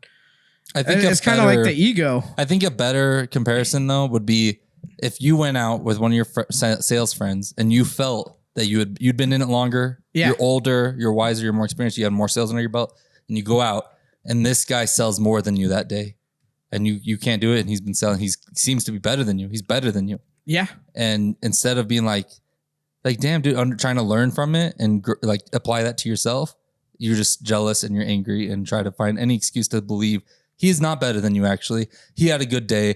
Actually, he just got lucky with this. He got lucky with that. Instead of being able to be like, oh, I guess he is better. And I should look at that as like, can you show me what you did? Exactly. It's like I was telling you last night, from Dr. Craig Manning, the 3 binary mindsets. There's passive, which is you're better than me. Then there's aggression. I'm better than you. And then there's assertive. You're good. I'm good. And it's being in that third one. Like, hey, you did good today. I want to learn. And here's some things I could probably pass to you. Instead of being like, you outsold me today. You had a lucky day. Like you were just saying, like if we're truly in an assertive mindset, I just think that's the best. I had a point and then like it disconnected in my brain as I was talking. Like right now, what are you talking about? Oh my God, dude, like, this happens to you all the time. It's because we do a little thing right before everyone. Oh yeah, yeah. And I've usually done that before I've shown up. Yeah, dude. So, but yeah, I guess. Yeah. So they think, who's the guy that wrote this? Dr. Craig Manning. Dr. Craig Manning. He, if you love the NBA in 2016, when the Cavs came back from 3-1, first team ever and only team to ever come back 3-1 in the championship and come back and win. Craig Manning was LeBron James's and the Cavaliers' mental performance coach when they came back and won. So he's one of the top guys in the world. He's from New Zealand originally, but he's a professor at BYU. So yeah, it's so weird. It's like passive, aggressive, and assertive. Yep. So passive is just like you think everyone's better than you. Yeah, it's like, and so you cower. Yeah, exactly. So that's a lot of overthinkers or people that are always like, I wonder how that person's feeling. Like they're always trying to put others better than themselves. And then the aggressive is the opposite. Yeah, is like, I'm better than you. Kind of like when I was talking about when we were having that talk yesterday, and I was like, I am usually the most confident guy in the room, but when I know there's somebody there above me that I know has outworked me, I can hardly get 2 sentences out. And that's a very aggressive mindset. But then there's assertive, which is true confidence. And that's, hey, you're good. I'm good. I love what you do. You love what I do. Like we can learn together. And those are the 3 binary mindsets and he goes way in depth in the book. So yeah, it's a good book to read, The Fearless Mind. Yeah, it seems like, I feel like there's got to be benefits to, it seems like passive, no benefits. Aggressive, there could be that competitive edge benefit. And then assertive, it just seems like assertive is overall just the ability, you're just saying, oh, assertive means you can learn. Yeah. Well, you're right. But we all stay in one of those mindsets. We've all kind of programmed ourselves into one. We all go into all 3. Because maybe like for me, when I'm out working documentaries with other documentary people, often, or even when I'm watching Netflix, I think, I can do that. I can do that. I can be better. I'm like, when I'm in film school, I look at all these little freaking pipsqueak kids out of high school, and I'm like, oh, they're not going to outdo me. I'm going to outwork all these fuckers. And so that's like assertive. But at the same time, anytime I see something that I haven't done creatively, like on a show or someone's trick, when I'm on sets, I'll ask people, even if I think I'm better than them, so to speak, in my creating abilities, and working abilities, I think I don't dismiss that there's something I can't learn from them. So even if I have so it's not that, oh, we're equal. It's like, I'm better than you, but you still have things that maybe I could learn. Yeah, that's where he makes that point in the book on how we float in between all three. Oh, but we primarily stay in one. We're kind of hardwired for one, but we all go in all three.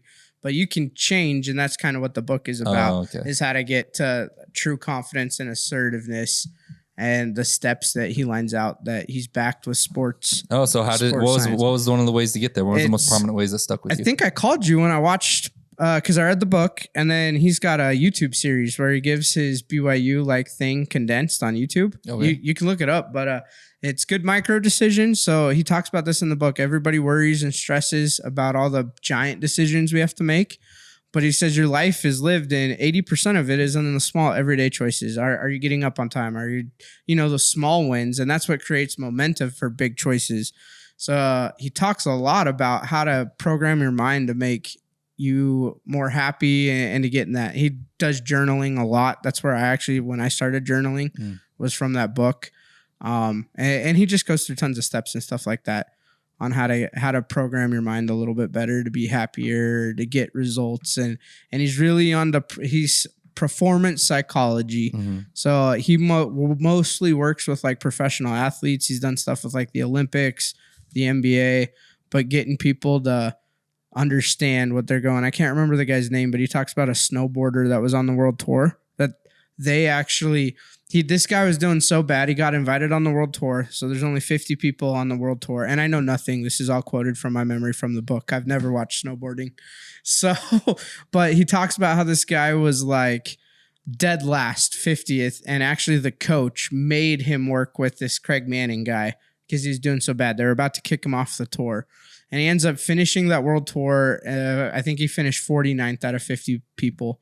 Did terrible. And then he starts meeting with this guy 2 times a week in the off season, and mostly about journaling and programming his mind. And the next year he came out and won the world tour. And then I think he got a medal in the Olympics. This was like 2004. Oh, wow. So this was a while ago, but he talks about it and he said he's got tennis references and tons of stuff like that.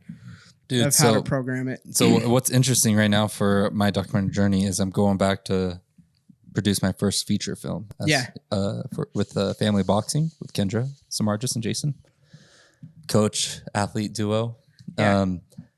And they're freaking Kendra. When I first made a documentary with her, she got second place at nationals, and she was very emotional thing. And I just remember lingering talking with Jason, her coach / husband, that there was like this switch he kept referring to about she needed to do, like to be an animal, like just be relentless. Like get in there and be, ready to die in there. Like get the animal unlocked. And he would always talk about that. And now recently, Kendra, dude, she's jacked, looking good, going to fucking the Olympic Training Center, dominating in all her fights and shit. Like, and Jason said, dude, something like she's got that switch now. And I can feel it just being around her. She feels more like not angry, but like there's this energy there. I don't know. I think it's kind of like, I think Goggins in his book talks about this the best when you've put in the work and it's your time to shine, you can go that extra mile. Because when he's doing the pull-up challenge and he's about to fail, he's on his 3rd attempt and he's talking about how his arms are cramping up and all this stuff. And then he talks about how the reason he knew he was going to succeed is because he remembered those 67,000 pull-ups he did in the last 6 months. And he's like, this is nothing. And then he went right back to cranking it out.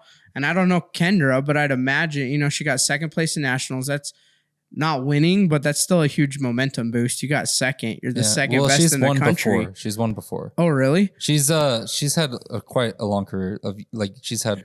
Yeah. I bet you like 5 to. I'm not sure how long exactly her career is, but probably almost a decade or so. But it's like it's her time to shine. She's done the work. A decade in, it's like. It's go time. In fighting, I don't know. I think in fighting, there's this different thing. I mean, I'm sure it could be the same thing, but there's this ferocity that has to be unlocked. You know what I mean? Like this ferocity of like, I'm going to fucking rip some heads off. You know what I mean? And before it's like you put in the work and you're like, I'm the best. I'm going to hit my drills. I know I'm going to flow. I'm going to do it. I've done everything I need to prepare. But then you can go in there and you can get that. But when combat sports is a point where, you know, people are punching you in the face and everything goes out the window, like Mike Tyson said, everyone has a plan to get punched in the face. And I mean, I've felt that before too. And it's like, it's true. You think I've never you felt can that. you can have all your drills down. You feel like you put in the work and you're like, oh, I deserve this. I put it in. But it doesn't mean you're going to be that animal. Yeah. And I mean, I feel like even Kendra felt she had put that in, you know, in her previous tournaments when she was at nationals that last time. And the difference now, I think, is that she's like, she feels meaner. You know what I mean? I feel like there's a more like, that's what I'm saying. It's hard to pinpoint it. It's not anger. She's not angry. Yeah. But it's almost like she got fire. Like you can feel that fire. Just that energy. People say fire for a lot of things. Like, you got to have that fire for your job. You got to have fire to make a sale. But I mean, like, I think there's like a warrior type of fire where it's like, I will kill you. Right. You know what I mean? Yeah. And I can feel that aura off her. I'm excited because we're about to jump back into the story and the dominoes are lining up perfectly for her. And we got some big things coming up. The Pan American Games, and then hopefully going to France for the AIBA World Championships. And that's cool. Hopefully going to Olympics. And that's her big dream. So hopefully we can capture this story. Also, the big part of their story too is it's a husband and a wife that are athlete and coach. Yep. Very, very unusual. Yeah. But it works. That's cool though. Yeah, it works. And it's crazy because you look at Kendra in her past, she was like a, you know, big chunky girl and not an athlete. Yeah. And now look at her. She's competing with the most elite in the world now. So, that's cool. Yeah, I'm excited to see where this story goes. That's cool. And tonight we're going to go pick her up. She's in the Olympic Training Center right now. Oh, really? So that's why you got to go to the airport. Yeah, so we're picking her up from the airport tonight. I'm going to be there documenting it. Cool. Yeah. Dude, that is so cool. I could never do combat sports because I'm a pussy. You could. You could do it. Yeah, I could if I got over the fear of being punched in the face. Yeah, and you would be fine. You can get punched in the face and be fine. This is my moneymaker, dude. I go door to door. This is the only part that people say they judge in the first 3 seconds. I got to keep this perfect. Yeah, well, you think mine's fucked up? I wasn't going to say that, but since you're no, you'll be fine. You don't get that hurt. And it's like, you don't really get hurt. You don't, I mean, I'm sure whoever is fighting is smaller than a fridge. So, yeah, but the bridge doesn't get that momentum and the kinetic build-up power. Just let me say what I have to say to be confident if I ever go. Just come to the gym with me, dude. Yeah. You just got to come throw some gloves on sometimes, do some light sparring, hit the bags. Just, dude, have fun, get comfortable being in that space. Do you remember when you got those boxing gloves and you convinced all the leaders that we should do boxing for the scouting activity one night? No, I don't remember this. You don't? No. Can you tell me? Really? You don't remember this? What age was this? 17. 17? Yeah, 16, 17. And the scout leaders. I'm talking to scout leaders at 17? Yeah. What was I doing? They were trying to get you back into church. So you guys had already, you were living at the apartments at the time. I would come over and we'd spar sometimes. And then I had mentioned, and so we did this whole thing and you came, you brought your gloves. I remember this so well because my brother and I were fighting that day. And I was just like, I'm going to take you on tonight. And Bryce was thinking the same thing. But Bryce, that's like the one fight I've been in. Oh my god! And Bryce got rocked. So we went to the church with my boxing gloves. Yeah, and your headgear. And we had everybody square up. Kyle took on Ryan. Sam took on Todd. I took on Bryce. You took on somebody. I don't remember. I think you took on Sam. I went with Sam? Yeah.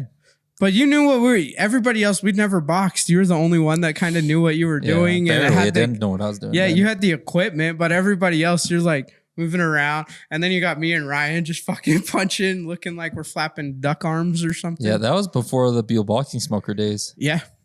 Who did Fred bring the smoker, I think? I think so. Yeah. They're doing big things, dude. He knows how to fundraise. I think one day I want to do it, but I'm also scared to death of it, which is why I want to do it. But I'm also chicken as shit. You're not going to die. Yeah. I mean, you fucking get rocked. That's the max thing that'll happen. Yeah. It'll be all right. But yeah, you got to come in and start training or something. I know. I mean, just to get in shape a little bit, because that was my thing. I fucking fatigued so fast. I was like, holy shit. Well, the thing was they needed a big guy because they had a big guy, the coach who came in from Idaho Falls. He's a fucking MMA coach. Yeah.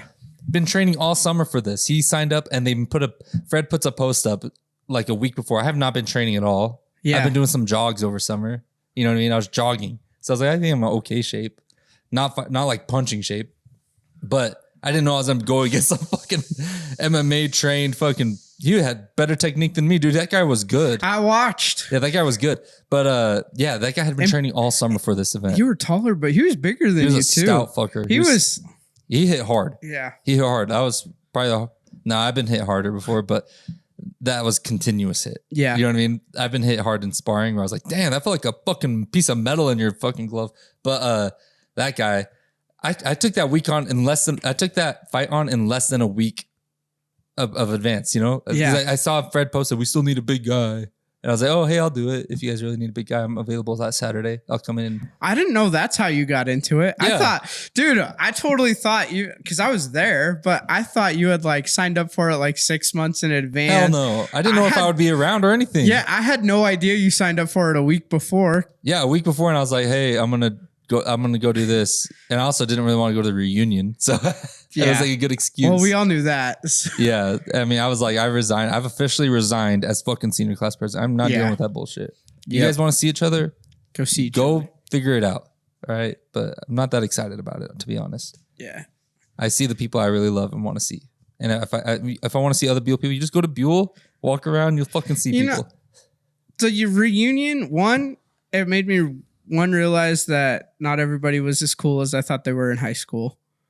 Well, or we're all as cool as we were in high school, but we're all more equal. But two, the thing I didn't like about the reunion was just like everybody acted like we're all best friends. And I haven't talked to most of those people in 10 years. What's acting like best friends? Saying hi to you? Well, no, it was just like, yeah, people were just like coming up like, I don't know. How should have they acted? I have no idea. I haven't talked. Everyone should avoid eye contact. I've never talked to this person. Well, no, it's just like some people would come up and be like, oh, we're such good friends after the drink. I'm like, I hardly remember your name.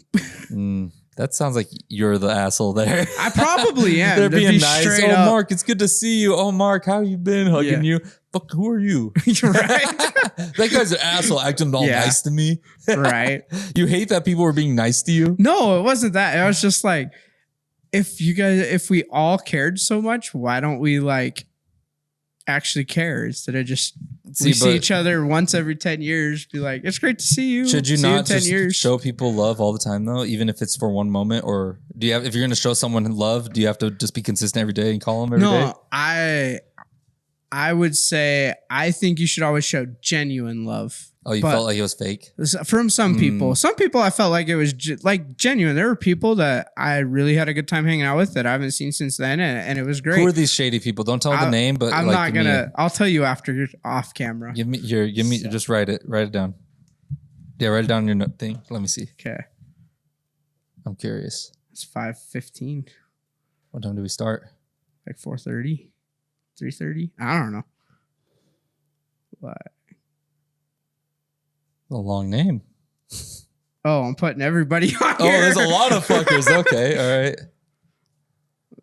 Oh my God, he's just putting the whole class 3. List. We're from Buell, Idaho. Okay, so Sam Loveless. Just kidding. Sam. Dustin Clemens. Dustin Clemens was an ass. No, Dustin and Sam. That's not who's on there. Let me see it again. I'm too busy making jokes. I didn't read it. Dustin, Sam. Now they're on there. No, Dustin and Sam are the best. Dude. Interesting. Okay, Sam. Does Sam listen to this? Do you know? I don't fucking know, dude. I don't ask people you listen. I'm going to text him and ask because I'm going to totally talk about something my mom said today about Sam. Okay, what is it? So my sister, remember the first episode when I said like she had that boyfriend and my grandpa freaked out? Mm-hmm. They broke up last week. And so my sister just moved back home. And this morning my mom was like, Angela needs to meet just a good guy. You know who I think I should set her up with? Sam Loveless. He's always so polite and he's divorced and he's just the most respectable kid.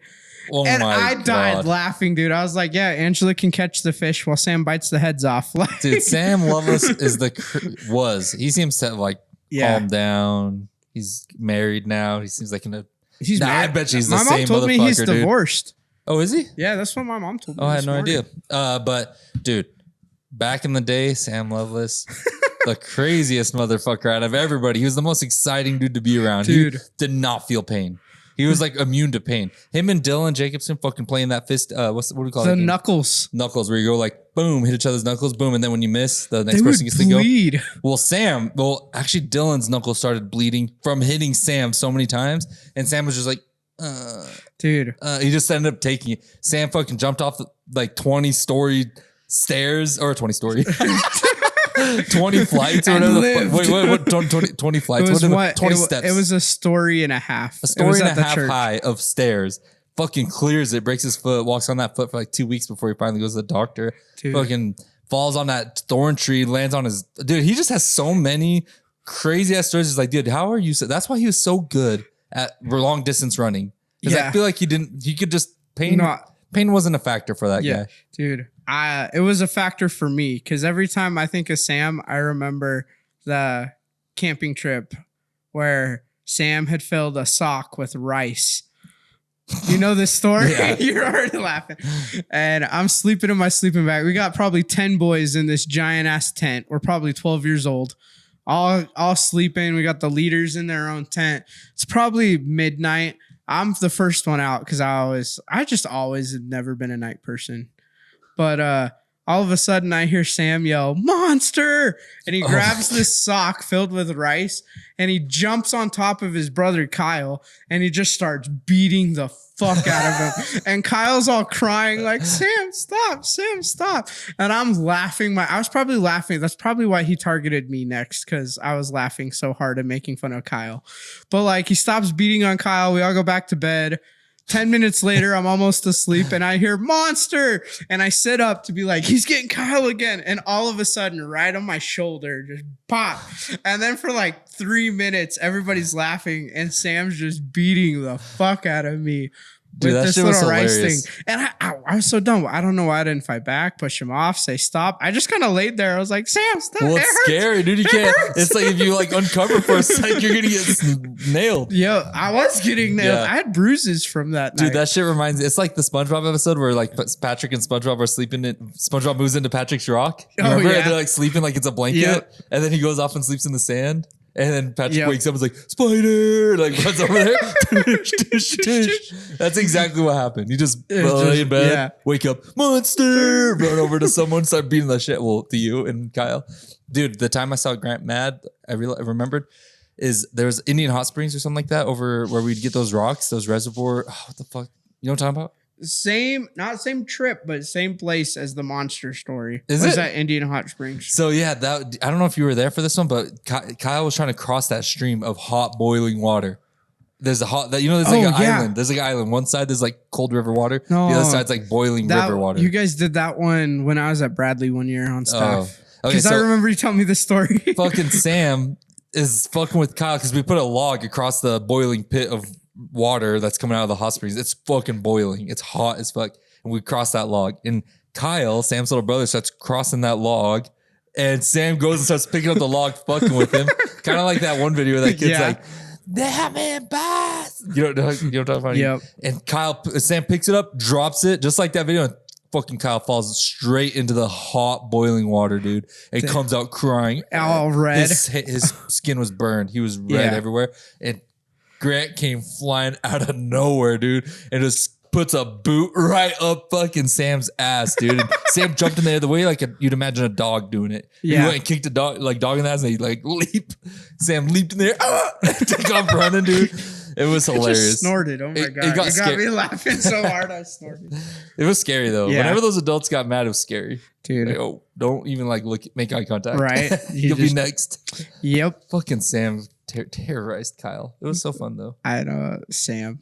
So many stories about Sam. Yeah, I got a lot more stories that I'm not going to share. Yeah, I'm not going to talk about those. I'll tell this one because it didn't happen. We were going to do it, but Stacy, I won't say his name at all.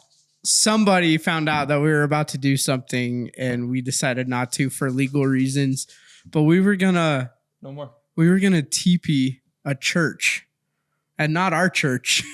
The rival church. Pretty close. I won't say what church. Okay, I don't remember this story. Me and you weren't here. This was, we were 18. I think you were already in Okinawa or out in the Marines. Yeah. And so Sam and I decided to TP a church on New Year's. And we went and bought all the TP everything. We were so ready. It's out in the country, out in Buell. And we were getting ready to drive out there. And I think Kyle or Todd called us. I was like, don't do it. Somebody called this in already. It was Grant. No way. Yeah. Grant was like, get them. They deserve it. Well, we were because every year they did the New Year's party where we played dodgeball. And so Sam and I were sneaking out of that party to go do this. And there was somebody that's in law enforcement that found out about it because some brothers couldn't keep their mouth shut. My brothers. Yeah, that's for the best. And so we didn't do it. But yeah, you can't be TP in churches. We were so going to TP that church. Yeah, you can't be TP in churches. That's just like line crossed. Like that's only one thing I can say that. And it's like, let's say it was like a different church, like some like Lutheran or Baptist or something. And turns out that was the actual fucking true church of God. And you TP'd it. It was a church that's related to the Amish. Mennonite? There's Mennonite churches? Yeah. I didn't even know they had a church. I thought they just like... Really? I don't know. You barely see them. They're like, it's like Sasquatches. If you go down Burley in Buell, like past Rangan's, and you just keep going straight, like 4 miles out there, they've got a church right there. Or, if you're going to Hegerman, you know where Blackbird Diner sits? School? Yeah, but that's their church building too. Oh, it's a double. Oh, yep. Okay, yeah. But yeah, right by Blackbird Diner, if you go straight up 1 mile up that big hill, it's right there. Yeah, I know. Yeah, I just drove past it the other day. Me and Sam were gonna TP that. Oh my God. The poor Mennonite people. They probably just like saved the toilet paper though. Yeah. They're like, we didn't do it, so we're good. Yeah, so fine. I'm not admitting to anything. Yeah, you acting all nervous like you did there. Well, I'm not going to say the church. I almost said a story, but I'm not going to. I'll tell you after. Yeah, don't self-incriminate. Yeah. I'm good at that. Self-incriminating? Yeah. Or keeping from doing that? No, self-incriminating. Yeah, we're going to have your fucking bishop from Buell come arrest your ass, dude. Probably. He's going to come with the whole SWAT team. Dude. Arrest him. Yep. He deserves it. It's probably what. Church and Although, state. we've been talking about him so much, he's the bishop now. Loveless. Grant? He's been the bishop for 4 years. Oh, yeah. Nice. Hell yeah. That's why when I said he asked me to come back to church, like a week ago? Yeah. That's why. He's the bishop. Oh, really? Yeah. And they brought you your missionary little plaque? That was a week later, but yeah. Yeah. You thinking about going back? No, in fact, I told him I'm not a member anymore and not to ask me to go back unless it's for basketball or food. Yeah. I will say one thing about Mormons. The best potlucks. They do. I mean, the Spanish branch is probably the best one. That's the ones I'm thinking about. I love that we were in the Spanish branch. That shit was awesome. Yeah. Because then you had all the Mexicans. I was just thinking, because my mom and I talk about church a lot because she wants to know why I don't go and stuff. And I was just thinking about it just now as you said Spanish branch. That might be part of it. They took us to the Spanish branch. When have I ever spoken a word of Spanish? My mom's like, why don't you believe in the church? And I'm like, I went for like 10 years and didn't know what anybody was saying. How would I believe in it? Well, we did do classes and stuff, though. And you also went to seminary or whatever. So it's not like you didn't learn. Oh, well. Yeah, like you don't know the story. Yeah, I know the story. Yeah, you know the whole I went on story. A mission and stuff, but as a kid, I could. But as a kid, you just believe whatever, right? So there was no doubt in my. I was completely all in as a kid because it's like, you don't need to know everything. You just do what you're told, right? Then as you get older, you start thinking, you make your own choices, make your own discoveries, make your own questions.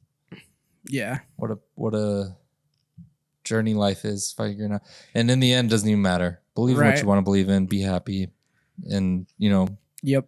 Hopefully we'll see each other up there. You sure you're not tired? Oh no, you've been yawning this whole time, dude. I don't know why, but sometimes I yawn when I get hungry. I yawn when I get nervous for before wrestling matches. I would be yawning, yawning like a motherfucker. It's funny your yawns aren't affecting me though. Really? Yeah, I haven't felt the urge to yawn. You've been yawning this whole time. You drank coffee right before we started. Yeah, you need to get into coffee, dude. I know. You're such a weirdo with coffee. It's weird. Let me give you some coffee. Let's get it on camera. Come on. Let me get you a little. I'm gonna get you a little cup of coffee. Shot, yeah, I'm gonna get you a little shot of some cold brew. Hey, Mark wants to be an inspirational speaker someday.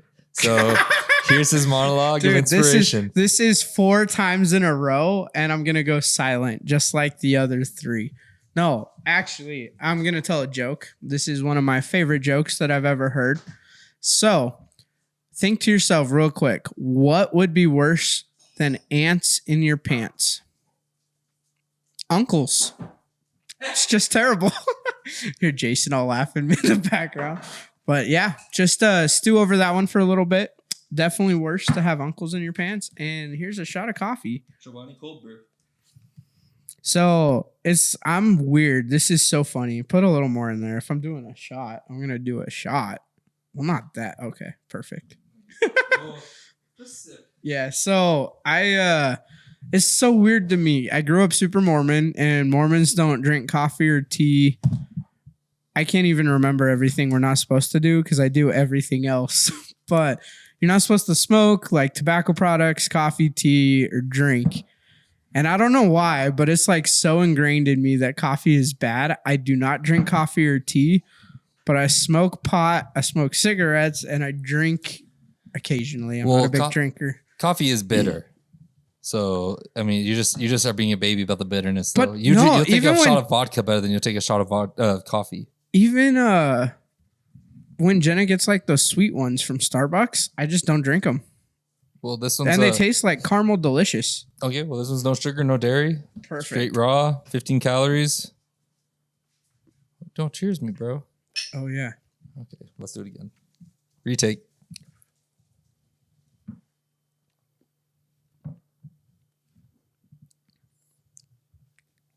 I ate coffee. You can't do it without making a face, huh? Nope. Oh, delicious. Okay. Well, Mark, we took some coffee. We got energy. Let's go get some shit done. You got to drive? Yeah, I got to head back to Utah. And now I know I won't be tired. I'm going to head to the gym. What time is it? 5:30? I'm going to head to the gym, get a workout before I have to go. Sorry for that. Did you hear that?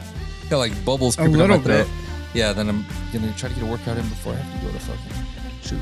So let's do it. Thanks for tuning in, everybody. Awesome. See you next time. Remember, don't let uncles in your pants.